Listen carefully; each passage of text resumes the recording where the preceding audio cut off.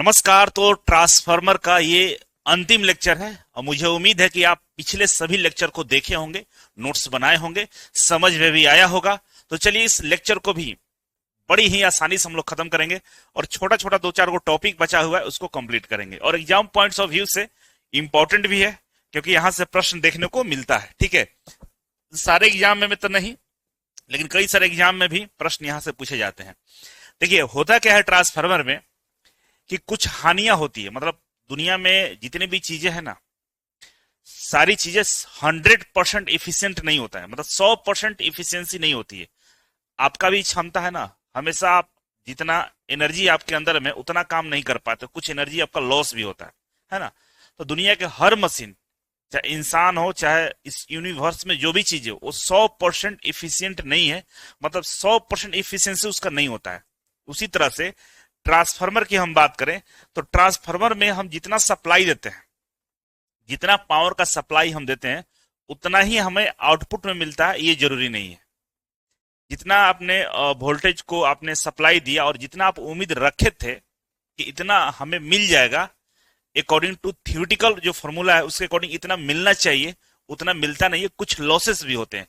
वो कौन कौन से लॉसेस होते हैं जिसके बारे में हम लोग पढ़ेंगे और कह सकते हैं ये जो लॉसेस होते हैं ट्रांसफार्मर के अंदर में, उन लॉसेस को कैसे पता करते हैं, कैसे ज्ञात करते हैं कि भाई ये लॉसेस हमारा कितना हो रहा है, उसी के बारे में हमने पढ़ना है कि भाई ट्रांसफार्मर के अंदर में जो हानि होता है, जो लॉसेस होते हैं, उसको कैसे फाइंड आउट करते हैं, कैसे हम पता करते हैं। तो देखिए ट्रांसफार्मर में जो लॉसेस होते हैं उसको पता करने के दो तरीके हैं हमारे पास, जिसका एक पहला नाम है ओपन सर्किट टेस्ट।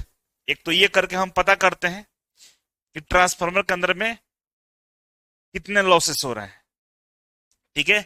और दूसरा होता है हमारा शॉर्ट सर्किट टेस्ट। दूसरा क्या होता है? शॉर्ट सर्किट टेस्ट होता है, जिसके माध्यम से हम पता करते हैं कि ट्रांसफार्मर में कितने तरह के लॉसेस हैं, ठीक है। लेकिन दोनों का यूज अलग अलग है। ओपन सर्किट टेस्ट में हम पता करते हैं आयरन लॉस के बारे में। ओपन सर्किट टेस्ट जब हम करेंगे तो इससे हमें यह पता चलता है कि ट्रांसफार्मर के अंदर में आयरन लॉस कितना है। आयरन लॉस का मतलब क्या होता है? हिस्टेरिसिस लॉस और ईडी करंट लॉस। अब हिस्टेरिसिस लॉस और ईडी करंट लॉस क्या है, तो मैं बार बार बताता हूं कि मैग्नेटिज्म में मैं आपको बढ़िया से पढ़ाया हूं, डिटेल्स में पढ़ाया हूं। एक बार जाकर वहां देख लीजिएगा, वैसे देखेंगे तो नोट्स पलट के चेक कर लीजिएगा कि हिस्टेरिसिस लॉस क्या होता है और ईडी करंट लॉस क्या होता है। दोनों को मिलाकर आयरन लॉस कहा जाता है और ओपन सर्किट टेस्ट से हम लोग आयरन लॉस के बारे में जानकारी हासिल करते हैं, ठीक है। दूसरा जो टेस्ट होता है जिसको बोलते हैं शॉर्ट सर्किट टेस्ट, इसमें हम लोग पता करते हैं कॉपर लॉस के बारे में। किसके बारे में पता करते हैं? कॉपर लॉस के बारे में पता करते हैं। और कॉपर लॉस निकालने का जो फॉर्मूला होता है I²R, और इसके बारे में भी आपको मैग्नेटिज्म में डिटेल्स में पढ़ाया गया है, ठीक है। तो चलिए पहला जो है हमारा ओपन सर्किट टेस्ट, यहां से शुरू करते हैं, ठीक है। देखिए ओपन सर्किट टेस्ट क्या होता है इसके बारे में समझ लीजिए। ये ट्रांसफार्मर है, ठीक है ना। ट्रांसफार्मर में इधर लो LT लिखा हुआ है, मतलब LT के इधर हाई T लिखा हुआ है, हाई टेंशन। HT मतलब हाई टेंशन, LT मतलब लो टेंशन। मतलब इधर करंट और वोल्टेज को सप्लाई है, लो है, और इधर हमारा हाई है। मतलब अब HT और LT में क्या होता है कि जिधर लो टेंशन होगा उधर नंबर ऑफ टर्न जो होगा क्या होगा? कम होगा, और जिधर हाई टेंशन होगा उधर नंबर ऑफ टर्न ज्यादा होगा। पिक्चर में थोड़ा सा देख लेते हैं एक बार क्या है इसमें। तो एक हो गया, ये एक हो गया, दो हो गया, तीन हो गया, चार हो गया, ठीक है। इधर 1 2 3 4 5, इधर एक थोड़ा सा ज्यादा है। जिधर नंबर ऑफ टर्न ज्यादा रहता है उधर हाई वोल्टेज और हाई करंट मिलता है, जिसको हाई टेंशन बोलते हैं। जिधर नंबर ऑफ टर्न कम है उधर लो वोल्टेज लो करंट होता है। तो ओपन सर्किट जो टेस्ट होता है, इसमें जितने भी इंस्ट्रूमेंट्स लगते हैं वो सब लो साइड होते हैं, मतलब लो टेंशन साइड होते हैं। जिधर नंबर ऑफ टर्न कम होता है उस साइड होते हैं, ठीक है। तो क्या बोल रहा है कि ओपन सर्किट टेस्ट का उपयोग हम लोग क्या करते हैं? लौ हानि मतलब आयरन लॉसेस या चुंबकीय प्रतिरोध को ज्ञात करने के लिए किया जाता है। या तो हम लोग आयरन लॉस ज्ञात करते हैं या चुंबकीय प्रतिरोध को हम ज्ञात करने के लिए क्या करते हैं? हम लोग ओपन सर्किट टेस्ट करते हैं। इसके अंदर में क्या होता है? यह टेस्ट ट्रांसफार्मर के लो वोल्टेज लो साइड पर किया जाता है। किधर किया जाता है? लो साइड पर किया जाता है, ठीक है। वाट मीटर, वोल्ट मीटर और एमीटर को लो वोल्टेज साइड पे जोड़ा जाता है। क्या करते हैं हम लोग? वाट मीटर, वोल्ट मीटर और एमीटर को हम लोग क्या करते हैं, लो वोल्टेज साइड पे हम लोग कनेक्ट करते हैं, ठीक है। हाई वोल्टेज जिसको एचवी बोलते हैं, एचटी बोलिए, high tension, high voltage side open रहता है। देखिए इधर क्या रहता है, ओपन रहता है, ये शॉर्ट नहीं है, ये ओपन है, इधर कहीं कोई लोड नहीं है, नो लोड कंडीशन में। ये ओपन का मतलब नो लोड कंडीशन है, शॉर्ट नहीं किया गया है, ठीक है। तो याद रखिएगा ओपन सर्किट का मतलब ही होता है कि जो हमारा हाई टेंशन साइड है, हाई टेंशन साइड ये ओपन रहता है, ठीक है ना, ये ओपन रहता है। इसीलिए बोला कि हाई वोल्टेज साइड क्या रहता है, ओपन रहता है। और ये नो लोड होने के कारण, क्योंकि ओपन है तो नो लोड है, तो नो लोड होने के कारण जो करंट का जो रेट होता है बहुत कम होता है, लगभग 3 से 5% ही करंट हमारा क्या कहता है, फ्लो करता है, ठीक है। इसीलिए लो रेंज के वाट मीटर और एमीटर का प्रयोग करके हम लोग क्या करते हैं, इस टेस्ट को कंडक्ट करते हैं, इस टेस्ट को हम लोग करते हैं। और इसी टेस्ट के जरिए हम लोग पता करते हैं कि आयरन लॉसेस इसमें कितना है, जिसमें हिस्टैरिसीस लॉस और एडी करंट लॉस दोनों के बारे में हमें जानकारी मिलता है, ठीक है। चलिए ये समझ गए आप, तो आगे बढ़ते हैं। अब आता है हमारा शॉर्ट सर्किट टेस्ट। क्या आता है, शॉर्ट सर्किट टेस्ट। इसमें क्या करते हैं, हम लोग कॉपर लॉस के बारे में जानकारी हासिल करते हैं। लेकिन इस टेस्ट को आप देखिएगा ध्यान से, तो हाई टेंशन की तरफ करते हैं, किधर करते हैं, हाई टेंशन की तरफ करते हैं। क्योंकि इधर देखिए नंबर ऑफ टर्न आपको ज्यादा दिखेगा, दिख रहा है ना, नंबर ऑफ टर्न काउंट करिएगा तो बहुत ज्यादा है, इधर नंबर ऑफ टर्न क्या है, कम है हमारा। तो ये जो टेस्ट होता है शॉर्ट सर्किट टेस्ट किधर करते हैं, हाई टेंशन साइड करते हैं। इधर क्या हमारा लो टेंशन है, एलटी है। दूसरा हम लोग एलटी को शॉर्ट कर, देखिए शॉर्ट करते हैं, ये दोनों को जोड़ा गया है, एलटी लिखा हुआ ना, ये एचटी है, तो एलटी को शॉर्ट कर देते हैं, किया हुआ है शॉर्ट ना, आपस में जोड़ दिया जाता है, ठीक है। और जब हाई टेंशन साइड हम टेस्ट कर रहे हैं तो जो हमारा वाट मीटर होगा, जो एमीटर होगा, वो बढ़िया रेंज वाला होना चाहिए, हैवी लोड वाला होना चाहिए, नहीं तो जल जाएगा, ठीक है। तो इसमें क्या करते हैं हम लोग, शॉर्ट सर्किट टेस्ट में हम लोग कॉपर लॉस के बारे में जानकारी हासिल करते हैं, ठीक है। यह हानि वाइंडिंग के तांबे के प्रतिरोध के कारण होती है। कह रहा है कि जो कॉपर लॉस होता है, क्यों होता है कॉपर लॉस, वाइंडिंग में जो तांबा होता है उसके प्रतिरोध के कारण हमारा कॉपर लॉस देखने को मिलता है, ठीक है ना। वाइंडिंग में जो तांबा होता है, कॉपर होता है, उसके प्रतिरोध के कारण जो हमें ऊर्जा की हानि होती है उसको हम लोग कॉपर लॉस बोलते हैं, ठीक है। शॉर्ट सर्किट टेस्ट की स्थिति में ट्रांसफार्मर की वाइंडिंग लॉस करंट के वर्ग के स्क्वायर के समानुपाती होता है। क्या बोल रहा है कि जो कॉपर लॉस होता है उसमें करंट जो होता है वर्ग के समानुपाती होता है ना, वर्ग के समानुपाती। जो करंट होगा कॉपर लॉस में, जो करंट होगा करंट के वर्ग के समानुपाती होता है, ठीक है। अब इस फॉर्मूला को याद रखिएगा, कॉपर लॉस, जो कॉपर लॉस होता है आई स्क्वायर आर होता है, ठीक है ना। इसको आप ध्यान में रखेंगे तो कॉपर लॉस कभी भी निकाल सकते हैं, ठीक है। इस स्थिति में हाई रेंज वाट मीटर और एमीटर का प्रयोग किया जाता है, क्योंकि करंट क्या होता है, बहुत ज्यादा होता है। ये शॉर्ट किया गया, इस वजह से करंट ज्यादा, हमारा हाई टेंशन में करंट का वैल्यू ज्यादा रहता है, इस वजह से हम लोग एमीटर और जो वाट मीटर है वो हाई रेंज का प्रयोग करते हैं, ठीक है। यहां तक समझ में आ गया होगा, तो आगे बढ़ते हैं। तो कह रहा है कि लो वोल्टेज साइड को हम लोग क्या करते हैं, शॉर्ट कर देते हैं। लो वोल्टेज साइड को क्या करते हैं, शॉर्ट करते हैं। देखिए शॉर्ट किया हुआ लो वोल्टेज साइड को। और कह रहा है कि हाई वोल्टेज साइड पर हम लोग सप्लाई करते हैं। सप्लाई किधर देते हैं, हाई वोल्टेज साइड में सप्लाई देते हैं।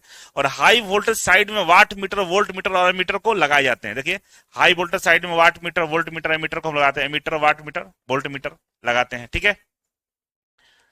और कह रहा है कि उपयोग किया गया तार मोटा होता है क्योंकि उसमें हाई करंट होता है। इसमें जो तार का हम उपयोग करते हैं वो मोटा होता है। क्यों, क्यों मोटा होता है, क्योंकि जले नहीं, जल के राख ना हो जाए, उसकी वो इंसुलेशन ना खराब हो जाए, इसलिए तार को क्या करते हैं, मोटा रखते हैं, जिससे करंट का जो फ्लो होगा बहुत ज्यादा होता है तो वो क्या करता है, डिजर्व कर लेता है, ठीक है।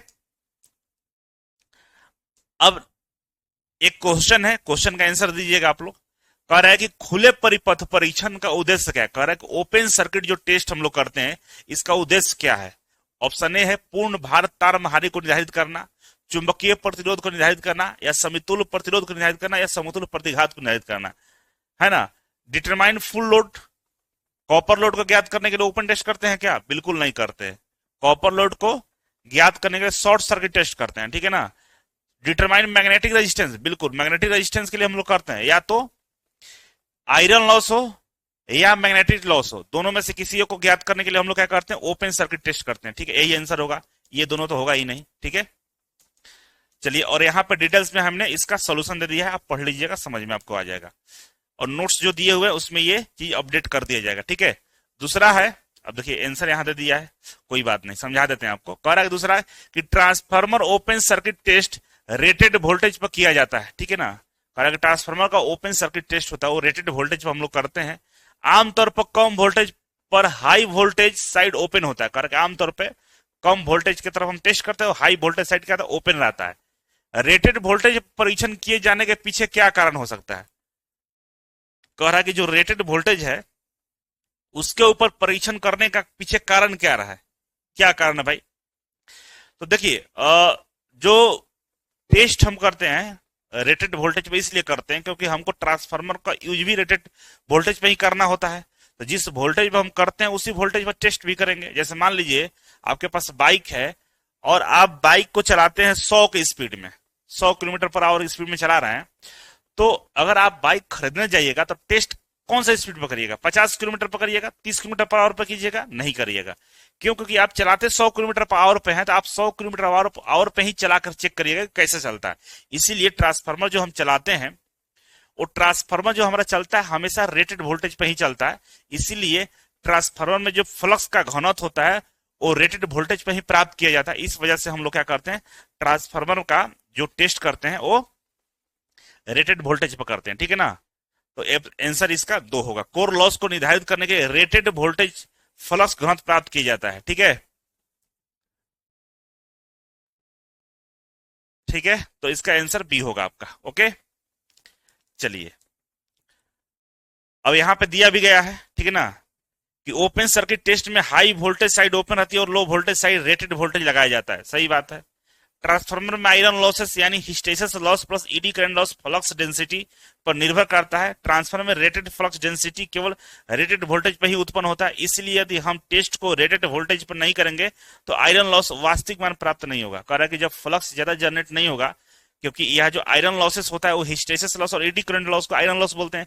और ये दोनों लॉस, हिस्टेरिसिस लॉस और एडी करंट लॉस, किस पर डिपेंड करता है?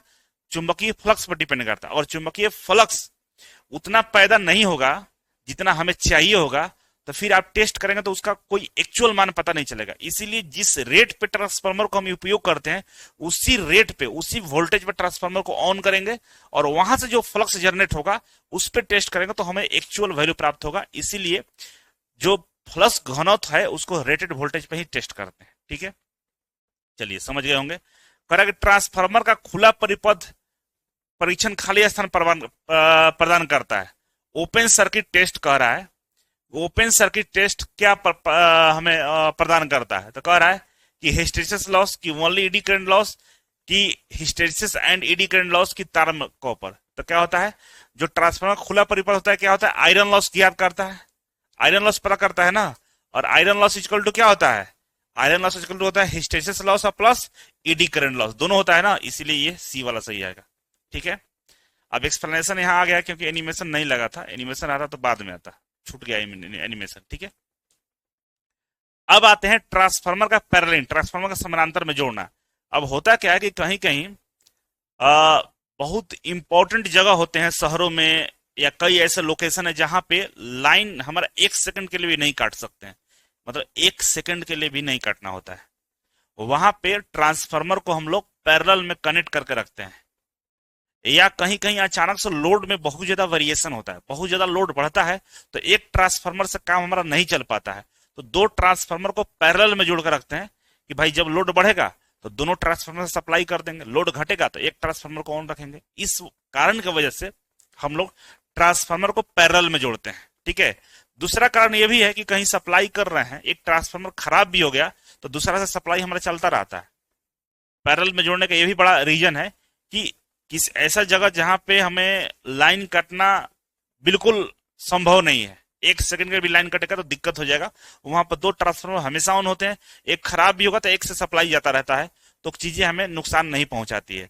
इसी वजह से हम लोग ट्रांसफार्मर को पैरेलल में जोड़ते हैं। अब पैरेलल में जोड़ने के लिए कई सारे कंडीशन होते हैं, उसी कंडीशन के बारे में पढ़ना है कि भाई ट्रांसफार्मर को समानांतर में कैसे जोड़ेंगे। ठीक है, यहाँ पर देख सकते हैं आप 3 फेज ट्रांसफार्मर को पैरेलल में जोड़ा हुआ है। इधर ये कॉमन लोड हो गया और ये कॉमन सप्लाई है। कॉमन सप्लाई से 2 ट्रांसफार्मर को कनेक्ट किया गया है।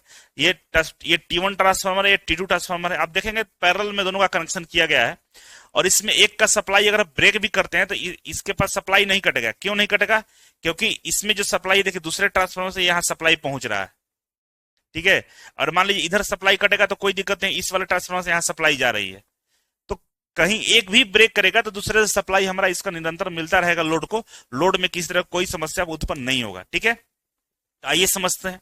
कह रहा है कि जब किसी क्षेत्र में विद्युत धारा मतलब जो लोड है बढ़ जाता है और ट्रांसफार्मर उस बढ़े हुए लोड को नहीं संभाल पाता है, तब अतिरिक्त ट्रांसफार्मर पहले वाले समानांतर जोड़ा जाता है ताकि लोड साझा किया जा सके। सही बात है। कह रहा है कि अचानक से लोड कहीं बढ़ जाता है तो एक ट्रांसफार्मर उसको झेल नहीं पाता है, उस लोड को कम करने के लिए हम दूसरे ट्रांसफार्मर को भी क्या करते हैं, ऑन कर देते हैं साथ में, ठीक है। इसे पैरेललिंग ऑफ ट्रांसफार्मर बोलते हैं या बैंकिंग ऑफ ट्रांसफार्मर बोलते हैं। दोनों में से कुछ भी बोला जाता है, या तो बोलिए कि पैरेललिंग ऑफ ट्रांसफार्मर या बैंकिंग ऑफ ट्रांसफार्मर के नाम से हम लोग जानते हैं इसको, ठीक है। अब आगे बढ़े तो यहां पे एक चार्ट बना दिया गया है कि भाई कह रहा कि सिंगल फेज जो ट्रांसफार्मर है उसके जोड़ने के क्या क्या कंडीशन हो सकते हैं, उस कंडीशन को सेटिस्फाई करने के बाद ही जोड़ सकते हैं। ऐसा नहीं कि बकलोल लिखा है दो ट्रांसफार्मर है धक्के जोड़ दिए, नहीं, ऐसा करिएगा ट्रांसफार्मर जल जाएगा। आपको क्या करना होगा कि ये सारे कंडीशन अगर मैच कर रहा है तभी आप जोड़ सकते हैं। पहला कंडीशन है कि वोल्टेज समान होना चाहिए, दोनों ट्रांसफार्मर का जो रेटेड वोल्टेज है समान होना चाहिए, तब जाकर आप जोड़ सकते हैं। दोनों की फ्रीक्वेंसी समान होना चाहिए, पता चला एक का फ्रीक्वेंसी 50 हर्ट्ज है, एक का 80 हर्ट्ज है, 60 हर्ट्ज है, तो नहीं जोड़ सकते हैं, ठीक है। ट्रांसफार्मर रेशियो समान होना चाहिए, ट्रांसफार्मर रेशियो आपका समान होना चाहिए। नंबर ऑफ टर्न जो है दोनों ट्रांसफार्मर में प्राइमरी सेकेंडरी को मैचिंग होना चाहिए, ठीक है। इंपीडेंस समान होना चाहिए, आपका प्रतिबाधा समान होना चाहिए। दोनों ट्रांसफार्मर समान ग्रुप के होना चाहिए। दोनों ट्रांसफार्मर समान ग्रुप का मतलब कि जो टाइप्स ऑफ ट्रांसफार्मर आपको पढ़ाया है ना, इस टाइप का उस टाइप से नहीं जोड़ना है ना। आपको जितने भी ट्रांसफार्मर आपको पढ़ाया गया है उसी के अकॉर्डिंग आपको एक समान ग्रुप को उठा के आपस में जोड़ना है, ठीक है। एक वाला जिसमें कंजर्वेटर टाइप है, एक बिना कंजर्वेटर वाला है, तो भाई जब चलेगा ना तो हो सकता है कि बिना कंजर्वेटर वाला का एफिशिएंसी कम है तो डाउन हो जाएगा, खराब हो जाएगा, वो चलते रहेगा तो लोड बढ़ जाएगा। तो कभी भी जोड़िए तो एक जैसा ट्रांसफार्मर को आपस में जोड़ने का जरूरत पड़ता है। और ये इंग्लिश में लिखा हुआ है, ये हिंदी में लिखा हुआ है, ठीक है। इंग्लिश वाले बच्चे सेम चीजें बोला हूं वही चीज यहाँ पर लिखा हुआ, आप पढ़ लीजिएगा, ठीक है। अब आता है थ्री फेज। अब थ्री फेज ट्रांसफार्मर को जोड़ना है, उसके लिए क्या क्या शर्त है? तो थ्री फेज के लिए वही शर्त है जो हमारा सिंगल फेज के लिए कहा है कि भाई इम्पीडेंस समान होना चाहिए, पोलैरिटी सेम होना चाहिए, फेज सीक्वेंस समान होना चाहिए, आर वाई बी क्रम समान होना चाहिए। आर वाई बी जो क्रम है ये समान हमारा होना चाहिए, नहीं तो समस्या उत्पन्न हो जाएगा। तो ये थ्री फेज ट्रांसफार्मर जोड़ने का कंडीशन है। तो आप देख सकते हैं कि सिंगल फेज है तो ये सारे कंडीशन पूरा होना चाहिए, थ्री फेज है तो ये चारों कंडीशन पूरा रहेगा, तब जाकर आप जोड़ सकते हैं। देखिए यहाँ पर थ्री फेज ट्रांसफार्मर को जोड़ के दिखाया है ना। तो इस तरीके से हम लोग क्या करते हैं, ट्रांसफार्मर को जोड़ते हैं। अब कह रहा कि इसका लाभ क्या है, ट्रांसफार्मर को आपस में जोड़ने का लाभ क्या है? तो पहला लाभ यह है कि यदि ट्रांसफार्मर बंद हो जाए तो दूसरे से सप्लाई मिलता रहता है। सही बात है, एक को बंद हो जाएगा तो एक से सप्लाई हमें मिलता रहेगा। दूसरा करा कि सभी ट्रांसफार्मर मिलकर फुल लोड पर कार्य कर सकते हैं, सभी ट्रांसफार्मर मिलकर फुल लोड पर कार्य कर सकते हैं। इसके अलावा कि इजी मेंटेनेंस होता है, रख रखाव और मरम्मत की सुविधा रहती है। सही है, इफिशियंसी भी अधिक हो जाती है हमारा, और फॉल्ट ढूंढने में आसानी होती है। कोई भी फॉल्ट जो कोई खराबी हो जाए तो एक ट्रांसफार्मर को ऑन करके दूसरे को हम बंद करके उसका फॉल्ट को ढूंढ सकते हैं, है ना, आराम से। आपको कोई जल्दीबाजी नहीं होगा, एक को बंद करिए एक को चालू करके आप फॉल्ट को फाइंड आउट कर सकते हैं, या एओ को बंद करके एओ को चालू करके चेक करिएगा तो जो चालू होगा अगर फॉल्ट होगा तो उसमें से दिक्कत आपको समझ में आ जाएगा। मान लीजिए कि जो बंद है उसके अंदर में फॉल्ट है, जो चालू है उसमें कोई आपको फॉल्ट नजर नहीं आएगा, मतलब बंद है उसमें फॉल्ट है, तो फॉल्ट को मतलब जो खराबी है उसको पता करने में हमें आसानी होती है। अब एक और छोटा सा टॉपिक ये है कि ट्रांसफार्मर में एक हमिंग की आवाज आती है, करता है ट्रांसफार्मर, बगल से गुजरिएगा तो ये की आवाज आएगी। हमिंग क्या होता है, इसी को हमिंग बोलते हैं। तो ट्रांसफार्मर में हमिंग क्यों होती है, इसके बारे में कई सारा सवाल पूछा गया है। तो कह रहा है कि हमिंग एक प्रकार का आवाज है जो ट्रांसफार्मर के कोर में कंपन के कारण उत्पन्न होता है। ट्रांसफार्मर का जो कोर होता है, आप लोग जानते हैं ना, ट्रांसफार्मर का ये कोर होता है, ठीक है ना, जहां पे वाइंडिंग की जाती है, यहाँ प्राइमरी और ये सेकेंडरी हो गया। तो ये ट्रांसफार्मर का जो कोर होता है ना, बहुत सारे पतली पतली पत्तियों से मिलकर बना होता है ना। तो इसके कोर में क्या होता है, वाइब्रेशन होता है। ये पत्तियों में आपस में क्या होता है, वाइब्रेशन होता है, उसके वजह से ये हमिंग की आवाज होती है, ठीक है ना। तो कह रहा है कि उत्पन्न होने का कारण क्या है पहला, तो कह रहा है कि ट्रांसफार्मर के कोर में जब एसी सप्लाई करते हैं हम लोग, तो धारा की ध्रुवता के कारण लगातार, धारा की जो ध्रुवता है वो लगातार बदलती रहती है, मतलब प्लस और माइनस होते रहता है। इस वजह से ध्रुवता में परिवर्तन के कारण कोर में मैग्नेटोस्ट्रिक्शन इफेक्ट होता है, मैग्नेटोस्ट्रिक्शन इफेक्ट होता है। और ये इफेक्ट क्या करता है, इससे कोर की प्लेटों में सिकुड़न और फैलाव होती है ना। अब मान लीजिए सब प्लेट जो है इसमें कहीं प्लस और कहीं माइनस, एक बार धनायन एक बार ऋणायन हो रहा है, एक बार पॉजिटिव और एक बार निगेटिव हो रहा है, उसकी वजह से मैग्नेटोस्ट्रिक्शन इफेक्ट होता है। वो क्या है, सिकुड़ता और फैलता है ना। खिंचाव और सिकुड़न होगा, जब खिंचाव होगा तो फैलेगा, और जब कंप्रेस होगा तो दबेगा। उसके वजह से जो प्लेट्स होती हैं पतली पतली आपस में टकराती है, उसके अंदर में वाइब्रेशन पैदा होता है। इस वजह से हमें ये हमिंग की आवाज सुनने को मिलता है।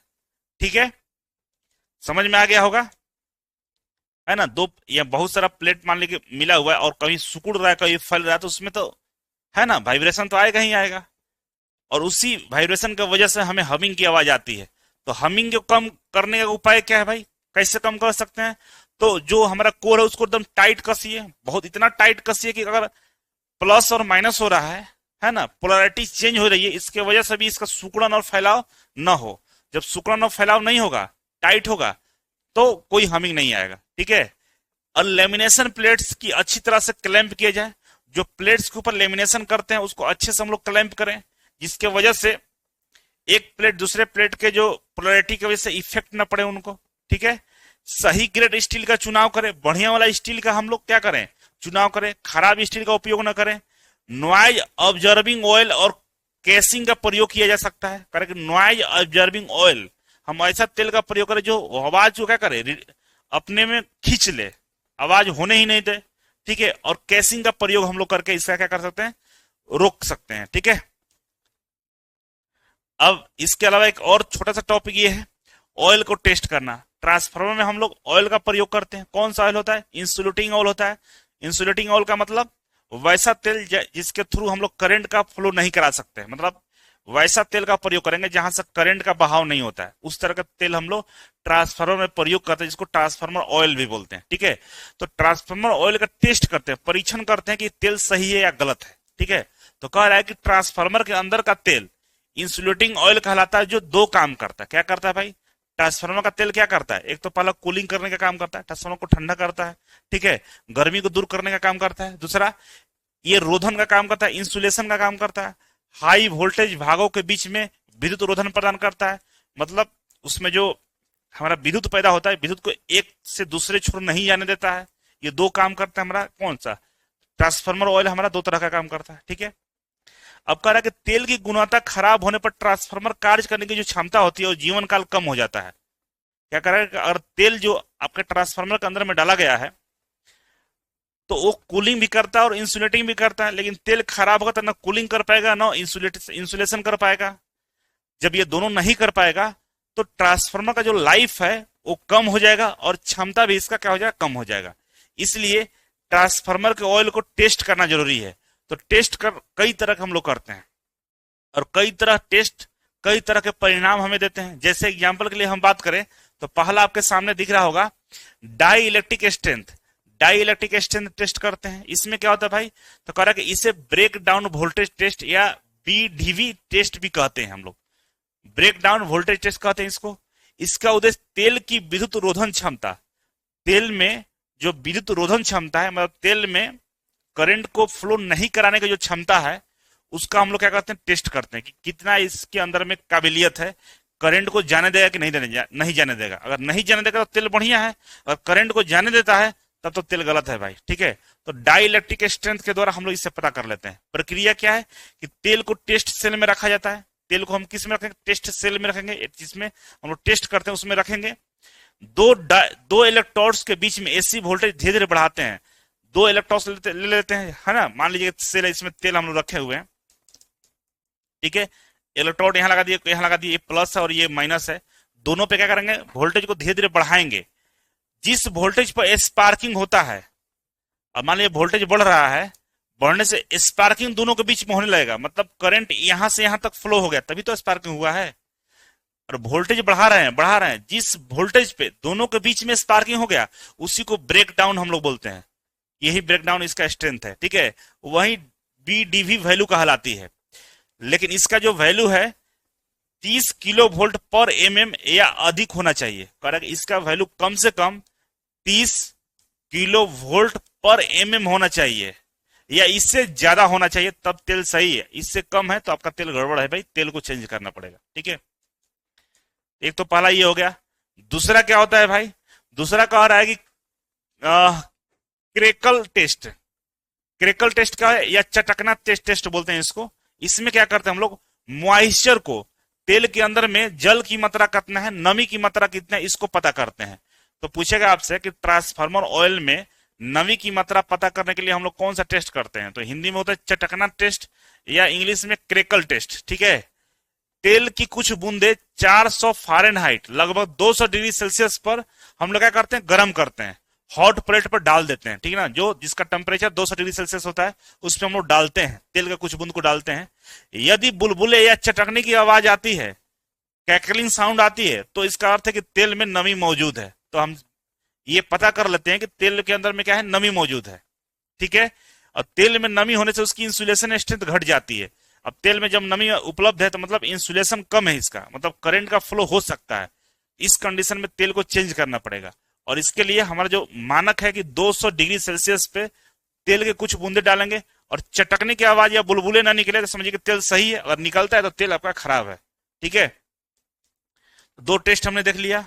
तीसरा टेस्ट है सलज टेस्ट। सलज मतलब कीचड़ होता है, कीचड़ का परीक्षण। तो तेल में अघुलनशील पदार्थ जिसको हम लोग इनसोल्युबल मटेरियल बोलते हैं या कीचड़ बोलते हैं की मात्रा को हम लोग ज्ञात करते हैं, इसमें कितना कीचड़ भर चुका है। हाँ, धूल का निकलते रहते हैं ना ट्रांसफार्मर में भी, क्योंकि बाहर से हवा जाता है अंदर की तरफ ठंडा करने के लिए, तो उस हवा की वजह से तेल में धूलकण घुस जाते हैं और कीचड़ का रूप लेते हैं, ठीक है। तो कह रहा है कि लंबे समय तक ऑक्सीकरण से स्लग बनता है, और ऑक्सीकरण का मतलब वही है कि बाहरी हवा ट्रांसफार्मर में हम लोग प्रेस कूलिंग का काम करते हैं, जिसकी वजह से हमारा धूलकण सलज के रूप में, कीचड़ के रूप में जमा हो जाता है, ठीक है। यह सलज ट्रांसफार्मर की कूलिंग और ऑयल सर्कुलेशन को खराब करता है। क्या करता है, कूलिंग और ऑयल सर्कुलेशन को खराब करने का काम करता है। सलज की अधिकता से क्या होता है, हीट डिसिपेशन घटता है और इफिशियंसी कम हो जाती है। तो हम लोग क्या करते हैं, तेल को बदलने का काम करता है। वो दिख जाता है कि कीचड़ इसमें कितना, तेल में कितना हमारा सलज की संख्या ज्यादा हो गया, कीचड़ ज्यादा हो गया, तो हम लोग चेंज कर लेते हैं, ठीक है ना। इसका टेस्ट करने का कोई प्रॉपर पैमाना नहीं है। दूसरा एसिडिटी टेस्ट भी करते हैं हम लोग। इसमें क्या करते हैं, कह कि तेल में अम्लीय पदार्थ एसिडिक कंपोनेंट्स की मात्रा को पता लगाते हैं। अगर acidity level greater than equal to 0.03 mg KOH पर ग्राम है तो सही है, मतलब इससे ज्यादा या तो इसके बराबर है, इससे ज्यादा है, मतलब 0.03 mg KOH पर ग्राम है तो सही है। मतलब इससे ज्यादा होना चाहिए, कम नहीं होना चाहिए, ठीक है। और इसके लिए जो भी डिवाइस है उसके इस्तेमाल करके हम लोग इसका पता लगाते हैं। यदि अम्लता अधिक हो जाए तो तेल धातु भागों को क्षतिग्रस्त करता है और इंसुलेशन को कमजोर करता है। कह रहा है कि अम्लता ज्यादा हो जाए, एसिडिटी ज्यादा हो जाता है तो क्या करता है, धातु के भागों को, धातु वाला जो भाग है उसको क्षतिग्रस्त कर देता है। इसके वजह से क्या होता है, इंसुलेशन कमजोर पड़ जाता है और आपका शॉर्ट सर्किट होने का चांस बढ़ जाता है, ट्रांसफार्मर की एफिशिएंसी घट जाती है ना, ट्रांसफार्मर में खराबियां आ जाती है। तो एसिडिटी टेस्ट के द्वारा हम लोग पता लगाते हैं कि भाई तेल में कितना अम्लीय पदार्थ मौजूद है, ठीक है। अब इसके अलावा एक छोटा सा टॉपिक और है कि कुंडली के और कोर को सुखाना। ट्रांसफार्मर का जो कुंडली होता है और कोर होता है उसको सुखाते हैं हम लोग। कैसे सुखाते हैं भाई, ये ट्रांसफार्मर का क्या हुआ, कोर हो गया, ये प्राइमरी और ये सेकेंडरी वाइंडिंग हो गया। अब इससे कोर को सुखाने का भी हम लोग काम करते हैं। कैसे सुखाते हैं आइए देख लेते हैं। इसको कह रहा है कि जब ट्रांसफार्मर की वाइंडिंग या कोर में नमी आ जाती है तो इंसुलेशन की गुणवत्ता घट जाती है। ये जो कोर होता है, कोर में क्या होता है, नमी या वाइंडिंग ये वाइंडिंग है ना, वाइंडिंग या कोर में नमी आ जाता है ना, मतलब पानी की संख्या हो जाती है, इस वजह से इंसुलेशन का गुणवत्ता कम हो जाता है, ठीक है, जिससे ब्रेक डाउन फॉल्ट की संभावना बढ़ जाती है। इसलिए ट्रांसफार्मर को ड्राइंग प्रोसेस, सुखाने की प्रक्रिया से गुजरना पड़ता है। समझ में आया कि ट्रांसफार्मर का ये कोर होता है, ये वाइंडिंग होता है प्राइमरी और सेकेंडरी, इसके अंदर में नमी आ जाती है जिसकी वजह से इंसुलेशन घट जाता है और ट्रांसफार्मर में ब्रेक डाउन फॉल्ट की संभावना बढ़ जाती है। उसको कम करने के लिए ट्रांसफार्मर को हम लोग सुखाने के प्रोसेस से गुजारते हैं, सुखाते हैं। और सुखाने का तरीका, एक दो तरीके होते हैं जिसके माध्यम से हम लोग सुखाते हैं। तो पहला तरीका है ड्राइंग विथ द ऑयल, तेल के साथ सुखाना। पहला क्या है, ड्राइंग विथ ऑयल, तेल के साथ सुखाना। कह रहा है कि इस विधि में ट्रांसफार्मर की वाइंडिंग को शॉर्ट किया जाता है।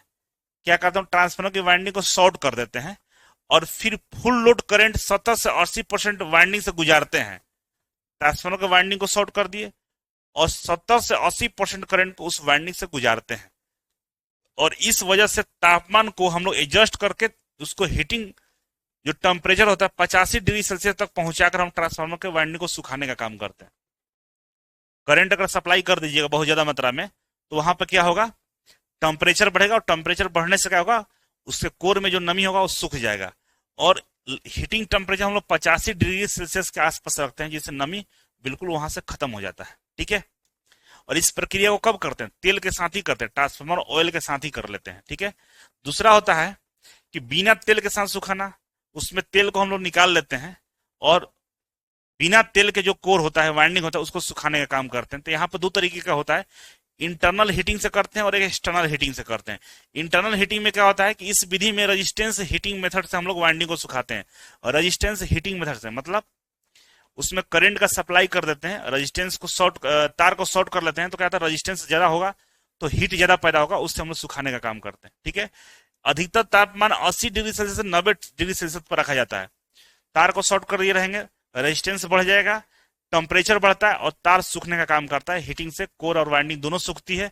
टेम्परेचर का जो रेंज है 80 से 90 डिग्री सेल्सियस पर हम लोग रखते हैं। ठीक है, दूसरा एक्सटर्नल हीटिंग होता है। इसमें क्या होता है, इस विधि में हॉट एयर 115 डिग्री सेल्सियस तक फूकी जाती है। बाहर से हॉट एयर का सप्लाई करते हैं, जो गर्म हवा को बाहर कोर में और वाइंडिंग में भेजते हैं, जिससे हमारा ट्रांसफार्मर सूखने का काम करता है। इसकी वजह से वाइंडिंग की नमी हमारा बाहर निकल जाती है, सूख जाती है। ठीक है, तो दो काम हम लोग कर लिए इस विधि से। इन दोनों विधि से हम लोग क्या करते हैं, ट्रांसफार्मर को सुखाने का काम करते हैं।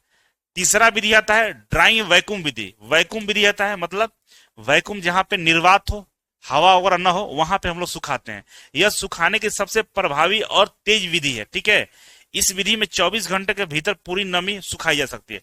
अब जहां वैसे जगह पर ट्रांसफार्मर कोर को हम रख दिए, वाइंडिंग को, जहां पे हवा ही नहीं है, निर्वात है, वैक्यूम है, तो जब हवा ही नहीं है तो उसके अंदर में नमी ऑटोमेटिक सूख जाती है, खत्म हो जाती है। ठीक है, दूसरा ड्राइंग ओवन। ओवन समझते हैं ना, जो पूरा तरह से बंद, जैसे ओवन हमारे किचन में होता है, आप देखे होंगे, बनाने के लिए काम आता है, कई सारा मटेरियल उसमें हम लोग बनाते हैं। तो ओवन क्या है, एक तरह से क्लोज वेसल है, जिसके अंदर में हम लोग कोर को और वाइंडिंग को रख देंगे। ठीक है, तो कह रहे कि आधुनिक आकार के ट्रांसफार्मर को ओवन में सुखाया जाता है। तापमान 85 डिग्री सेल्सियस से लेकर 90 डिग्री सेल्सियस के बीच में बनाए रखते हैं। एक ओवन बना दिए, एकदम क्लोज वेसल हो गया, इसी के अंदर में हम डाल देंगे। इसके अंदर जो टेम्परेचर होगा 85 डिग्री सेल्सियस से लेकर 90 डिग्री सेल्सियस तक रखेंगे, और कुछ देर रखेंगे तो ये क्या होगा, ऑटोमेटिक ये अंदर जो हमारा कोर है और जो वाइंडिंग है, इसको क्या करेगा, सुखाने का काम कर देगा। ठीक है, इस विधि से भी हम लोग क्या करते हैं, सुखा देते हैं। अब आते हैं कि ट्रांसफार्मर का इफिशियंसी, ये भी छोटा सा टॉपिक है। ट्रांसफार्मर का दक्षता क्या होता है, तो देखिए, किसी भी चीज का दक्षता पता करना हो तो इफिशियंसी इक्वल टू होता है आउटपुट पावर अपन इनपुट पावर। आपने पावर कितना दिया और हमें कितना पावर मिला, दोनों को डिवाइड करिएगा और 100 से गुना करिएगा, तो हमें प्रतिशत पता चल जाता है कि इफिशियंसी हमारा कितना है। ठीक है, तो अगर हम बात करें कि जो इनपुट पावर देते हैं तो हमें आउटपुट पावर मिलता है, और आउटपुट पावर कम मिलता है। कितना मिलता है, कम मिलता है। कितना कम मिलता है, तो जो हमारा लॉसेस होता है उतना कम मिलता है। क्योंकि जो हमने मान लीजिए 100 किलोवाट हमने पावर दिया और हमें मिला 80 किलोवाट पावर, तो बाकी का 20% कहां गया, तो 20% जो पावर हो गया हमारा, ये लॉसेस पावर हुआ। क्या हुआ, लॉसेस पावर, पावर का लॉस हुआ है 20 किलोवाट। कौन सा लॉस है, तो आयरन लॉस हो सकता है, कॉपर लॉस हो सकता है ना, वो होता है। देखिए यहां लिखा हुआ अभी, कॉपर लॉस और आयरन लॉस, ये दोनों लॉसेस हो सकते हैं हमारे। ठीक है, तो पावर हम लोग इस तरह से निकाल लेते हैं, एफिशिएंसी निकाल लेते हैं। इनपुट अपन आउटपुट अपन इनपुट करके निकाल लेते हैं। इनपुट हमेशा ज्यादा रहेगा, आउटपुट हमेशा कम रहेगा हमारा। क्यों, क्योंकि कुछ लॉसेस भी होते हैं ना। ठीक है, अब ट्रांसफार्मर में क्या होता है कि जो पावर निकालते हैं तो अनेकों तरह से निकालते हैं। एक तो डायरेक्टली हम पावर निकाल लिए, ठीक है ना, आउटपुट अपन इनपुट करके। दूसरा हम लोग निकालते हैं किलोवाट में, है ना, ये तो वाट में निकाल दिए, किलोवाट भी तो यूनिवर्सल फॉर्मूला है, लेकिन डायरेक्टली आपको किलोवाट में निकलना है तो किलोवाट रख लीजिए, निकल जाएगा। या कभी कभी पावर हम लोग डे के अनुसार निकालते हैं, ऑल डे एफिशिएंसी, पूरा दिन का हम लोग एफिशिएंसी निकालते हैं। इसके लिए क्या करते हैं, आउटपुट किलो वाट आवर, हम लोग आउटपुट निकालते हैं किलो वाट पर, sorry hour, kilo watt hour, मतलब एक घंटे में कितना पावर मिला और एक घंटे में हमने कितना इनपुट दिया, एक घंटे में कितना इनपुट दिया और एक घंटे में कितना पावर मिला, एक घंटे का निकल गया। इसमें ऊपर नीचे 24 से गुना कर देंगे तो हमारा दिन भर का एफिशिएंसी पता चल जाएगा, 24 घंटे में हमारे ट्रांसफार्मर के द्वारा कितना एफिशिएंसी मिला है, ठीक है ना। और मैक्सिमम एफिशिएंसी कब होता है, जब कॉपर लॉस जो होता है हमारा आयरन लॉस के बराबर हो जाता है। जब कॉपर लॉस आयरन लॉस के बराबर होगा तो उस समय हमारा एफिशिएंसी जो मिलता है वो मैक्सिमम मिलता है, सबसे ज्यादा एफिशिएंसी मिलता है। तो याद रखिएगा इस पॉइंट को कि ट्रांसफार्मर का जो मैक्सिमम एफिशिएंसी कब मिलता है हमें, जब कॉपर लॉस और आयरन लॉस आपस में बराबर होते हैं तो उस समय मैक्सिमम एफिशिएंसी मिलता है हमें, ठीक है। तो यहां तक कोई समस्या वाला विषय नहीं होगा। तो आगे बढ़ते हैं। कह रहा है कि losses in transformer, transformer losses कितने तरह का होता है, तो अभी हम लोगों ने पढ़ा ना, कॉपर लॉस वाइंडिंग के प्रतिरोध के कारण होता है ना, वाइंडिंग में प्रतिरोध के कारण क्या होता है, कॉपर लॉसेस होता है। हिस्टेरेसिस लॉस कब होता है, तो चुंबकीय ध्रुवता को बदलने के कारण होता है, चुंबकीय जो ध्रुवता है वो बदलता है, इस वजह से हमें क्या होता है, हिस्टेरेसिस लॉस होता है। और ईडी करंट लॉस कब होता है, जब कोर में घूमती धाराएं जब कोर में घूमती हुई धाराएं पैदा हो जाती है, उस वजह से हमारा क्या होता है, ईडी करंट लॉस होता है ना। तो और ये यहाँ पे इंग्लिश में दिया हुआ है, तो आप इसे समझ लीजिएगा, ठीक है ना। नियंत्रण का विधि दिया हुआ है कि ये तो कारण हुआ, नियंत्रण कैसे करें, तो मोटा तार का प्रयोग करेंगे तो कॉपर लॉस कम होगा आपका, ठीक है। और हिस्टेरेसिस लॉस कम करने के लिए क्या करेंगे, सॉफ्ट स्टील कोर का उपयोग करेंगे तो हिस्टेरेसिस लॉस हमारा कम हो जाएगा, ठीक है। ईडी करंट लॉस कम हो, कैसे कम होगा, तो लेमिनेटेड इंसुलेटेड कोर का प्रयोग करेंगे तो हमारा ईडी करंट लॉस हमारा कम हो जाएगा, ठीक है। तो इस तरह से हम लोग लॉसेस को कम करने के लिए, ये हमारे क्या है, विधि है, ये लॉस है, ये लॉस का कारण है और किस पे निर्भर करता है ये दिया हुआ है, और ये इसको नियंत्रण करने का विधि क्या ये है। अब यहाँ पे दिया गया है कि कॉपर लॉस है, तो कॉपर लॉस किस पे निर्भर करता है, तो ये हमारा करंट पे निर्भर करता है, जितना करंट का वैल्यू ज्यादा रहेगा उतना ही हमारा कॉपर लॉस ज्यादा होगा। हिस्टेरेसिस लॉस किस पर निर्भर करता है, तो फ्रीक्वेंसी और फ्लक्स पर डिपेंड करता है। एफ क्या है, फ्रीक्वेंसी, और बी क्या है, फ्लक्स है, ये दोनों पर डिपेंड करता है। ईडी करंट लॉस किस पर डिपेंड करता है, तो फ्रीक्वेंसी पर डिपेंड करता है, फ्लक्स पर डिपेंड करता है, और ये टी क्या है, थिकनेस पर डिपेंड करता है, जो सीट का थिकनेस है वो कितना है उस पर डिपेंड करेगा हमारा, ठीक है। तो यहाँ पे दिया गया है कि जो कॉपर लॉसेस है, तो कॉपर लॉसेस का फॉर्मूला होता है I square R one plus I square R two. दो क्यों क्यों दो दिया हो, प्राइमरी और सेकेंडरी का दिया हुआ है, ठीक है। यह ट्रांसफार्मर की वाइंडिंग के कारण हमारा क्या होता है, करंट का प्रवाह होता है, और हानि जो होता है, क्या कह रहा है, यह हानि ट्रांसफार्मर की वाइंडिंग में करंट के प्रवाह के कारण होता है। ट्रांसफार्मर की जो वाइंडिंग होती है उसमें जो करंट का फ्लो होता है उसके वजह से होता है, इसीलिए हमने यहाँ पे देखिए आई स्क्वायर लिखा हुआ है। हिस्टेरेसिस लॉस क्यों होता है, कारण कोर में फ्लक्स डेंसिटी और फ्रीक्वेंसी पर निर्भर करता है।